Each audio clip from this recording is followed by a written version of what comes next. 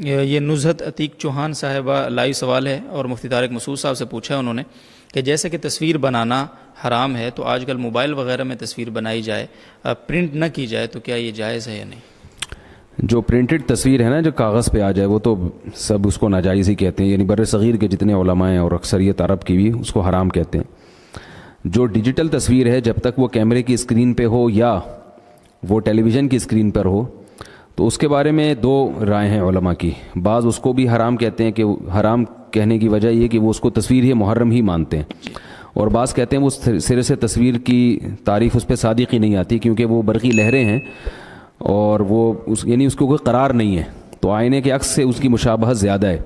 اس بیس پر وہ کہتے ہیں کہ یہ سرے سے تصویر میں داخل ہی نہیں ہے۔ جب تصویر میں داخل ہی نہیں ہے تو حلال اور حرام ہونے کا تو پھر بعد میں سوال ہوگا نا، کہ کیونکہ حرام تو تصویر ہے، تو وہ کہتے ہیں کہ اس کو جو تصویر کہا جاتا ہے مجازن کہا جاتا ہے۔ اور جو علماء اس کو ناجائز کہتے ہیں اور کہتے ہیں کہ واقعی تصویر ہی ہے، پھر ان میں بھی دو آراء ہیں۔ بعض کہتے ہیں کہ ناجائز ہونے کے باوجود ضرورت کے مواقع پر اس کا استعمال جائز ہے، تو جامع الرشید سے جو فتویٰ تحریری دیا جاتا ہے وہ یہی دیا جاتا ہے کہ ضرورت کے وقت پر، یعنی کوئی اس سے مفاد عامہ ہو، ضرورت کا مطلب یہ نہیں کہ کوئی بہت ہی مجبوری میں ہو، یعنی کوئی بھی بڑا امت کا بڑا مفاد اس سے وابستہ ہو تو پھر اس کا استعمال جائز ہے۔ اور